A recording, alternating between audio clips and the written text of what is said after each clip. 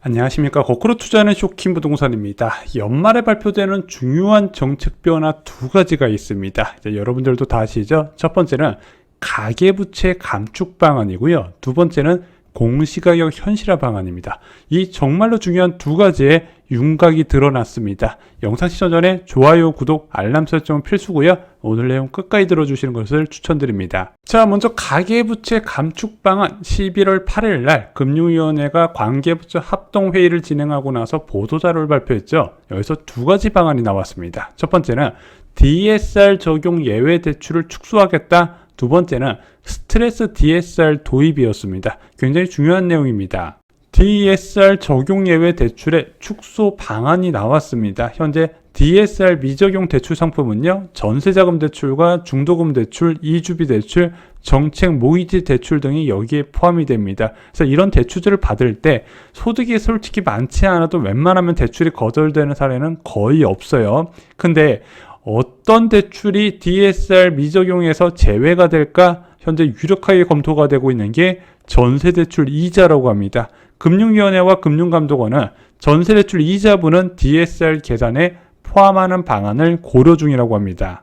아니, 이자만 DSR 계산에 포함시킨다고? 이 DSR이 무서운 이유는 보통 원리금까지 포함을 해서 이제 대출 한도를 축소해버리기 때문에 무서운 건데, 전세자금 대출 원금을 DSR에 포함시키지 않고 이자만 포함시킨다? 그 이유가 무엇일까요? 금융위원회와 금융감독원이 밝힌 이유는요, 일단 전세계약은 통상 2년으로 짧더라. 그래서 전세자금 대출은 보통 2년을 넘기지 않는 경우가 꽤 있다는 겁니다. 또한 이것들은 서민들이 주로 이용하는 대출이라서 이에 따른 부작용이 우려될 가능성, 그래서 전세자금 대출을 받은 상태에서 기존 주택을 미리 매수하는 경우도 있잖아요. 그런 경우에 대출 한도 축소로 주택을 마련하지 못하지 않을까, 이것을 우려하는 것 같습니다. 그래서 전세자금 대출 이자만이라도 DSR에 포함시키자, 이거와 관련된 적용 시점은 현재 논의 중인데 아마 12월 달에 발표되고 내년 초부터 적용될 가능성이 저는 있어 보입니다. 가장 큰 관심을 보였던 정책 모의제 DSR 적용. 자, 올해 가계부채가 왜 많이 늘어났냐? 정부의 정책 모의제가 큰 역할을 했다는 이야기입니다. 특례 보금자료는 8월 말 기준으로 무려 대출 실행 금액이 35조 원이나 됐어요. 자, 이렇게 DSR을 적용되지 않는 정책 모의제 때문에 20대, 30대가 마구잡이로 대출받아서 고가주택을 산다는 비난이 많았고, 이번에 좀 뭔가 손볼 것이라는 얘기가 많았는데, 금융당국은 이 미적용 상태를 그대로 유지한다는 방침이라고 합니다. 자, 그리고 스트레스 DSR 제도 도입도 윤곽이 드러났습니다. 이 스트레스 DSR은요, 변동금리 대출을 받을 때 대출 한도를 다르게 한다는 것, 다른 말로 말씀드리면 대출 한도를 줄인다는 내용입니다. 자, 어떤 기준으로 할 것이냐? DSR을 35% 적용한다는 이야기도 있었는데 실제 구체적인 방안이 나왔어요. 최근 5년간 은행 가계대출 신규 취득 가중 평균 금리를 한국은행에서 발표하는데 그 금리 중 가장 높은 것을 기준으로 한다고 합니다. 말이 좀 어렵죠? 쉽게 예를 들어 보겠습니다. 최근에 신규 취득 가중 평균 금리가 가장 높았을 때는 2022년 12월입니다.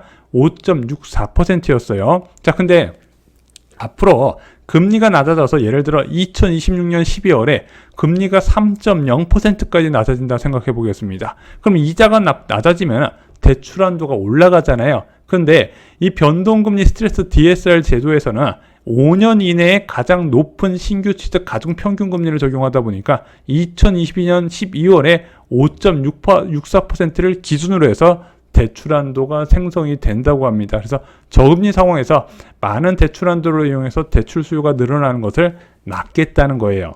물론 지금 금융당국에서는 만약에 대출금리가 2%까지 낮아졌어, 그래도 5.6%를 적용할 거야? 그건 아니라고 합니다. 최대 대출한 적용 한도를 3%포인트로 제한을 한다고 하네요. 그래도 적지 않은 수치죠. 이것으로 변동금리 대출 상품의 수요가 좀 많이 줄어들 것 같습니다. 자, 그리고 굉장히 중요한 이슈죠. 공시가격 현실화 방안도 곧 발표가 되는데 그와 관련된 힌트가 나왔습니다. 자, 이 공시가격은요, 부동산 보유세의 근간이 되죠. 부동산 보유세, 재산세나 종합부동산세는 이 공시가격 기반으로 산정을 하게 됩니다. 그래서 공시가격이 상승하게 되면 보유세 부담이 크게 늘어나는 구조예요. 2020년 11월 발표된 공시가격 현실화 방안, 핵심은 무엇이다? 시세 대비 70% 수준인 공시가격을 90%까지 맞추겠다는 거예요. 예를 들어 시세 10억짜리 아파트 원래 공시가격은 7억이 발표됐는데 앞으로 10억짜리 아파트 9억까지 공시가격을 단계적으로 올리는 방안을 발표를 한 거죠. 그래서 10억 초과 주택은요 2025년부터 9억부터 15억 이하 주택은 2027년부터 그리고 9억 이하 주택은 2030년부터 시세 90%까지 맞추겠다고 합니다. 왜냐면은 이 당시 문재인 정부에서는 보유세 강화로 다주택을 여러 채 취득하는 것을 제한하려고 그랬거든요. 근데 아무리 세율을 올려봤자 이런 식으로 공시가격이 낮아버리면 세 부담이 크지 않다 보니까 공시가격 자체를 높이면서 다주택자들의 매도를 유도하려고 그랬다는 거죠. 그런데 이번 정부에서 이 공시가격 현실화 방안은 이제 개편을 하게 됩니다. 그래서 연구용역을 맡기고 연말쯤에 시행하기로 했는데 그와 관련된 윤곽이 나온 것 같습니다. 자, 어떤 방안이 나왔을까요?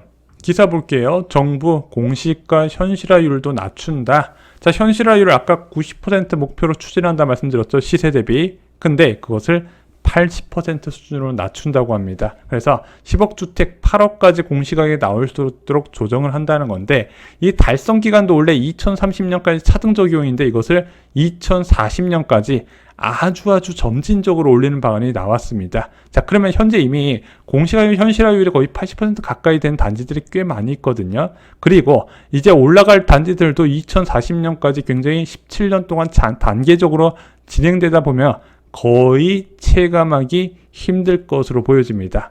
자, 선거철에 많이 나오는 부동산 정책이 있죠. 첫 번째, 도시철도 관련된 내용. 그래서 얼마 전에 GTX A노선 조기 착공, B노선, C노선 착공 일정이 발표됐고 GTX D노선도 조만간 윤석열 대통령이 발표를 한다고 합니다. 강남을 지나가는 방안이 나올 가능성이 커요. 자, 두 번째는 재건축 재개발. 그래서 늘 선거철마다 1기 신도시 재건축 이슈가 나오죠. 마지막으로 보유세 관련된 내용입니다. 이 보유세는요, 야당도 그렇고 여당도 그렇고 전부 다 낮춰주는 방안을 해요. 왜냐면은 전체 국민들의 절반 가까이는 유주택 가구의 보유세를 낮춰주면서 표를 확보하려는 전략이 있죠. 그래서 이 보유세의 근간이 되는 공시가격 현실화 방안은 올해 말쯤에 발표될 것 같습니다. 자, 물론 정부는요, 보도에 대해서 부인하고 있어요. 공시가격 현실화 계획에 대해서 아직 정해진 바가 없다. 국토부에서 보도해명 자료를 발표했고요. 금융위원회도 전세대출에 대해서 DSR을 적용하는 방안은 확정된 바 없다고 했습니다. 하지만 보도 내용이 워낙 구체적이라서 그대로 발표될 가능성이 커 보입니다.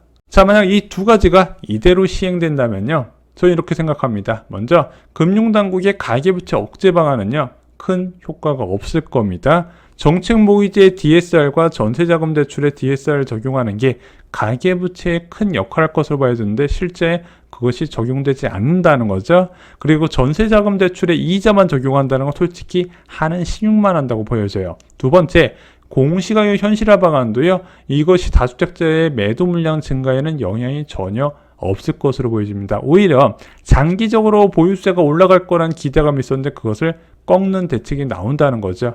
자, 오늘 준비한 소식은 여기까지입니다. 선호도 1위 하남 교산 신도시의 남은 분양 물량이 얼마나 될까요? 굉장히 많습니다. 이와 관련된 모든 정보는요, 부자가 되려면 청약에 미쳐라에 자세하게 나와 있습니다. 엄청난 기회 직접 확인하시기 바랍니다. 이것이 저는 부자가 되는 첫 걸음이라 생각합니다. 이상으로 영상 마치겠습니다. 좋아요, 구독 꼭 부탁드리고요. 저희 신간서적도 많은 관심 부탁드리겠습니다. 감사합니다.